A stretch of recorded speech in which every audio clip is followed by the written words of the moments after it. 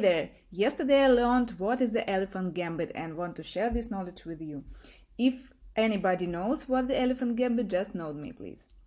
And I knew about this elephant gambit when I played this blitz game, and after e4, e5, knight f3, my opponent responded d5 pawn.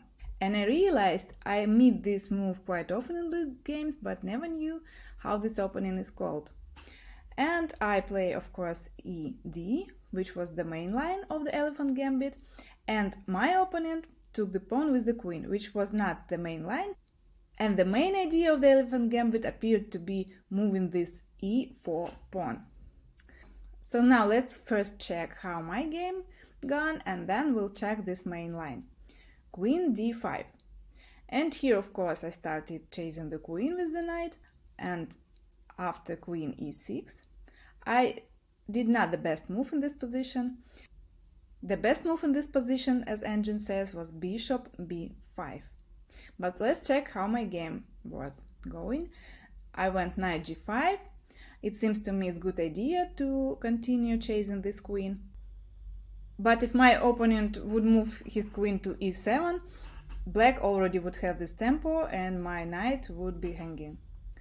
But my opponent went queen d7 instead, which was not the best move, of course, because queen continued blocking this bishop on c8, and I have this another tempo, bishop c4, pressuring to this f7 point. And instead of defending it with knight h6, my opponent made this final mistake, moved pawn to f6, and of course black lost the rook on h8. But even if they wouldn't lose this rook, this white diagonal would be very weak after f6. f6 is the weakest move in most openings for black. Just remember it. So I went knight f6 and I won this rook, and my opponent went bishop b4. I took the rook and my opponent started trading with rook down, which was also good for me. Queen's trading, black rook down, so the game was over quickly. Now let's return to this position when my opponent started making these mistakes. And as I told you, after knight g5, which was not the best, my opponent moved queen to d7 and blocked this bishop from c8, which could effectively defend this f7 point. My opponent should better have gone queen e7, and this bishop is free to go and to defend f7 point. So now knight is hanging. I have now this tempo, bishop c4. I have now this d4 move, defending my knight with the bishop, because seems I defend my knight with the bishop, but it's open check and I lose another knight. And I have also this d3 move with defending this knight, but it blocks my bishop from moving, and my attacks to f7 point is finished. So I would rather go back with the knight, and here black would go e4, which is the main move in this elephant gambit, and at least it's equal position or slightly better for black. So we can see knight g5 was not the best choice, and let's return to this moment. Knight g5, but bishop b5 check. And after c6, the idea is knight go back to a4, and the next move, the bishop would go to b3, and again with the pressure to f7 point. Here black would go to queen g6, pressure in g2, but apparently this pawn is not taken. We continue our attack to f7 point, and if black takes this g2 pawn, after rook g1, and the only move is queen h3, we just sacrificing the bishop to f7, right? And here this fork with the knight to king and queen wins. So this g2 pawn is a trap for black. Black shouldn't take it. Black should better defend this f7 point with bishop e6, blocking this strong white bishop and trying to trade it. And here we would go queen e2, which is also the main move in this elephant gambit for white.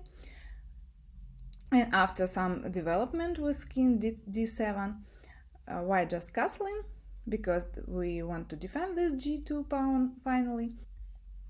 And after black continue development, we just take this gambit pawn in the center.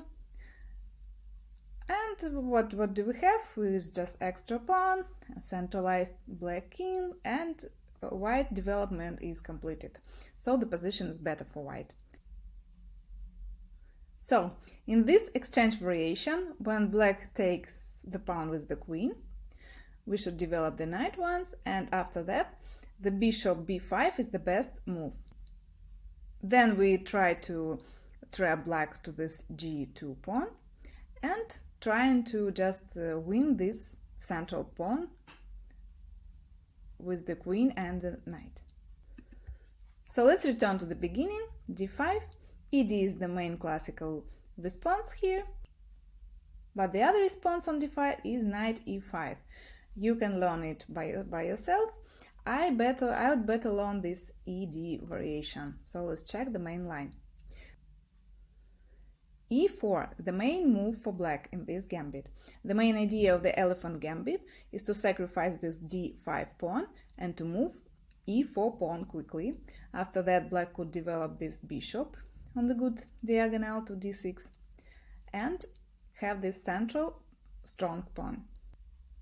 Queen e2 is the main response. We pin this central pawn, not letting black to take our knight. After that, black would defend it with knight f6, and we continue pressuring this central pawn with either d3 or knight c3. Knight c3. Let's check knight c3 move, because it's also the trap move. We defending our pawn and we pressure into this black central pawn. And here, if black would defend this pawn with any pieces they have, like bishop c5, is a knight h4 move. We're also chasing this bishop. As black move bishop to defend the central pawn, they would want to defend this bishop with the queen. Like if we trade, queen would defend this central pawn. That's the black idea. And here the unexpected move, queen b5, is a trap move.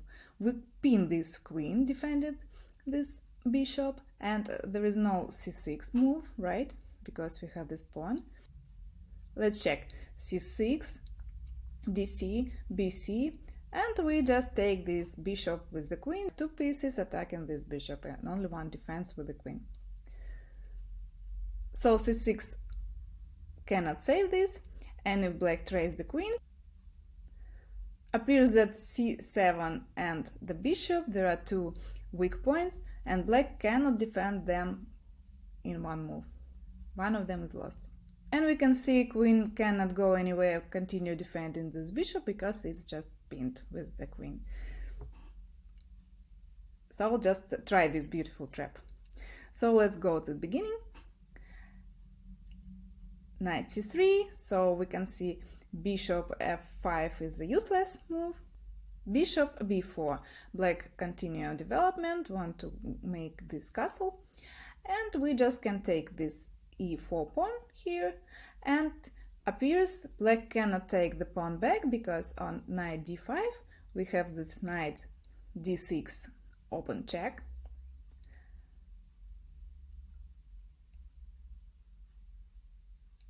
Black should move king to f8, so we can trade this knight, and what we have is centralized black king and extra pawn. So it is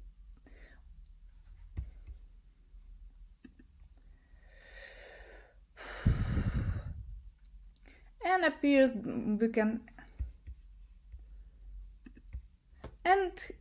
we can just take this central pawn, knight e4, and black cannot take this pawn back because on knight d5 we can just play knight d6 check, double check, open check, and knight d6 double check, open check, and black should go king f8. And what can we see here? We can just trade this knight, and we have centralized black king, and we have good development, and we have just an extra pawn. So the position is better for white, much better. Black cannot also take this pawn with the queen, of course, because it's also open check and it's just a trap. So black should castle, and we just trade in the knights. And after that we can go c3. We can go just c3, tempo moves. Appears there is no move like rook e8 because this square is undefended, and there is no chance to trap this white queen with the rook. And the idea is to go d4 and develop this bishop from c8.